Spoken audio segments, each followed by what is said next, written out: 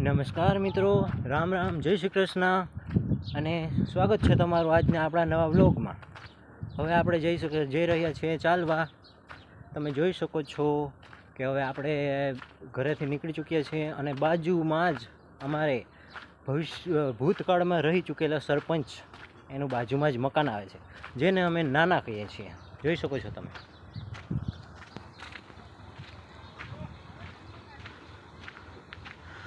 આ અમારા નાના છે. આમાં અમારા નાના થતા નથી, પણ અમે નાના કહીએ છીએ. બાજુમાં જ મિત્રો ખેતરમાં ભૂકો ભરાય છે.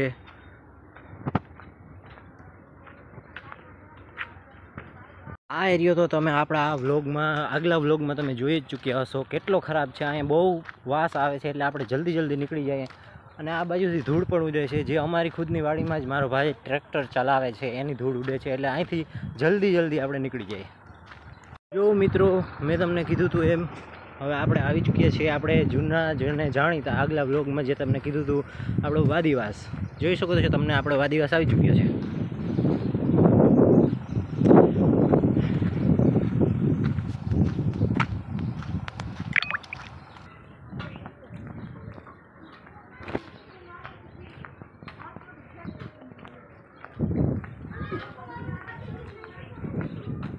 આપણે આવી ચૂક્યા છીએ આપણા હાઈવે પર અને આ તમે જોઈ શકો છો આપણી દુકાનો આવી ચૂકી છે. હવે અહીંયા આજે તમે વિચારતા હશો કે આપણો કેમેરામેન કેમ નથી, તો એ પણ હું તમને આગળ જણાવીશ કે કેમ નથી. એના માટે તમારે આખો વિડીયો જોવો પડશે. તો મિત્રો, તમે વિચારતા હશો કે આને કાયમ હાલવા જવાનો શોખ શું હશે, પણ એવું કાંઈ છે નહીં. હાલવા જવાથી આપણા શરીરમાં થોડીક સ્ફૂર્તિ રહે છે ને આપણે હમણાં ટૂંક સમયમાં જ આપણે પોલીસ કોન્સ્ટેબલની પણ ભરતી આવે છે. એનું રનિંગને તો હજી ઘણી બધી વાર છે, પણ થોડુંક આમ ચાલવાનું રાખીએ અને થોડુંક રનિંગ પણ કરીએ તો અત્યારથી થોડુંક સ્ટેમિના વધે, તો આગળ જતાં આપણે વધારે ખેંચવું ના પડે અને શરીર માટે ફાયદાકારક છે. જોઈ શકો છો મિત્રો, હવે આવી ગઈ છે આપણે માધવ નર્સરી.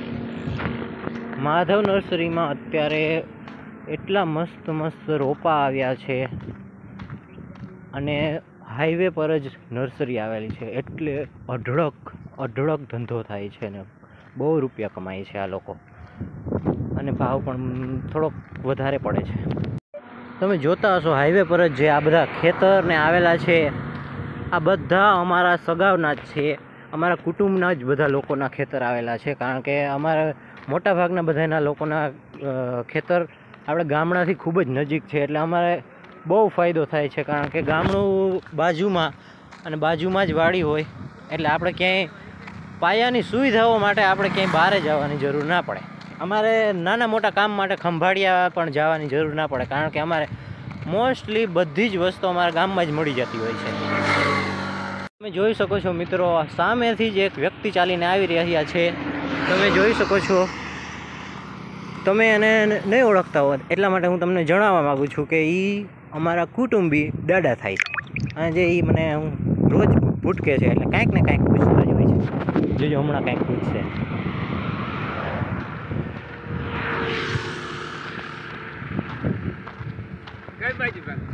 બસ ખાલી હાલવા હોવ.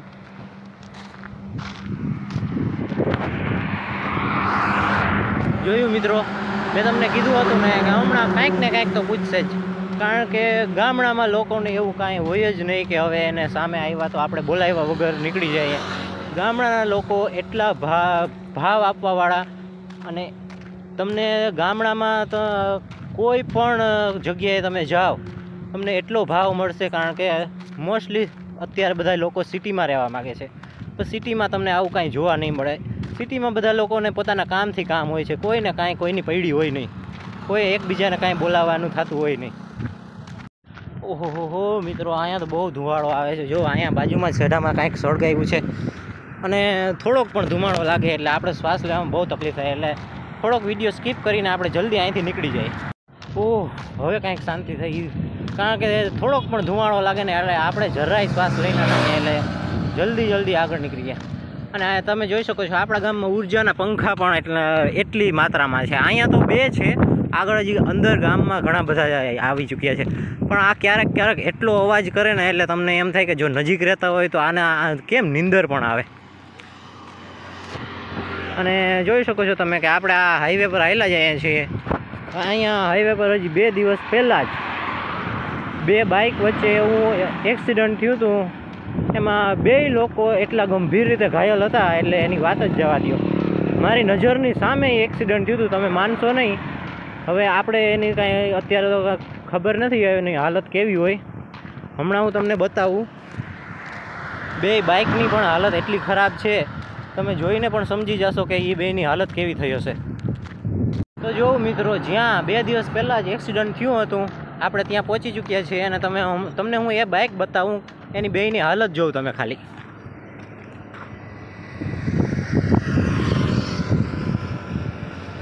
બાઇકની હાલત એટલી ખરાબ છે, તમે એની બાઇકની હાલત પરથી જ અંદાજો લગાવી શકો છો.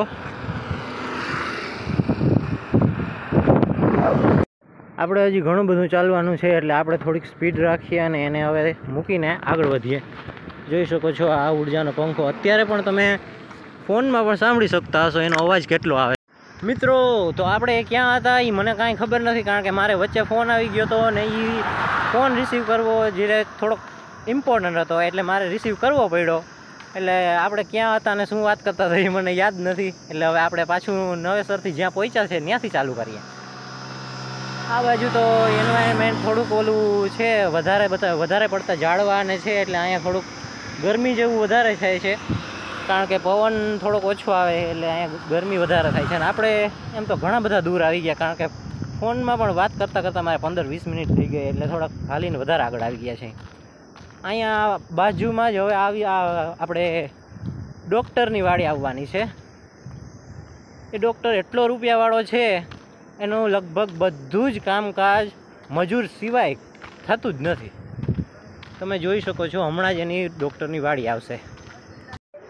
જોઈ શકો છો મિત્રો, હવે આ ડૉક્ટરની વાડી આવી ચૂકી છે અને સદનસીબે આજે એ ડૉક્ટર પણ અહીંયા વાડીની વિઝિટ લેવા આવી ચૂક્યા છે. એટલે તમે જોઈ શકો છો અહીંયા એની ગાડી પડી છે, આ એની વાડી છે. અને આપણો મેઇન પોઈન્ટ ચાલવા આવવાનો કે રનિંગ કરવાનો આ એની વાડી સુધીનો જ છે, કારણ કે જો વધારે ટાઈમ હોય તો આપણે થોડાક આગળ જઈએ, બાકી અહીંથી પાછા રિટર્ન. અને આજે થોડોક ટાઈમ તો હતો પણ હવે બહુ ઈચ્છા નથી આજે બહુ આગળ જવાની, એટલે હવે અહીંથી આપણે પાછા થઈ જઈએ છીએ રિટર્ન. મિત્રો, મારે ફોન આવી ગયો હતો ને એટલે હું તમને બતાવી નહોતો શક્યો. અહીં આગળ એક મસ્ત શેરડીનો રસવાળો આવે છે. અત્યારે તો હું કાંઈ પૈસા લેતાય ભૂલી ગયો, નકર આપણે રસ પીતા જાત. હું તમને હમણાં જ થોડેક જ આગળ છે એ રસવાળો, એ તમને બતાવું. એટલો સરસ રસ મળે છે અને એનો રસ કાઢવાનો ચીચોડો પણ દેશી છે.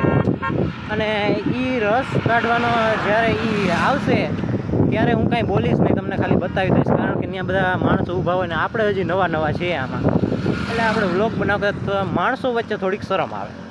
મિત્રો, તમે જોતા હશો કે અહીંયા રસ્તામાં વાહન કેટલા ચાલુ છે અને મોટા ભાગના અમારા ગામના પણ વાહન એટલા ચાલુ હોય છે ને, બધાય જોતા જાય છે ને એમ કહેતા જાય છે આ શું કરે છે. અને મને થોડીક શરમે આવે છે, કારણ કે મેં કોઈ દી આવું કાંઈ કર્યું નથી ને એ મોસ્ટલી બધા લોકોને ખબર નથી કે હું આ વ્લોગ બનાવું છું, એટલે આમ આશ્ચર્યથી જોતા જાય ને મને થોડું અજીબ લાગે છે.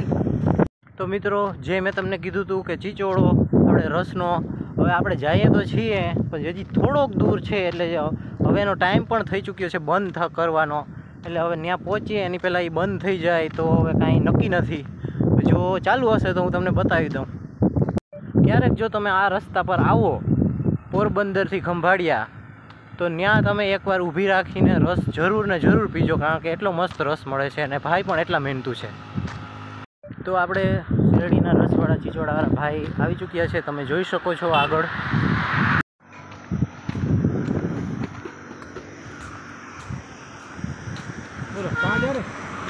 हाँ हाँ कितने का है? तो देने का पैसा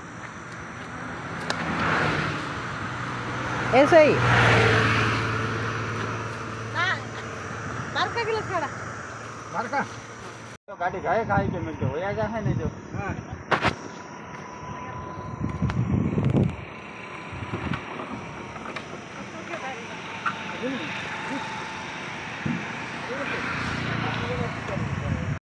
જોઈ શકો છો મિત્રો તમે આ છે આપણા ગામડાની દાતારી. આ રસવાળા ભાઈ નથી મને ઓળખતા, તો પણ મને ફ્રીમાં એક રસનો ગ્લાસ પાઈ દીધો.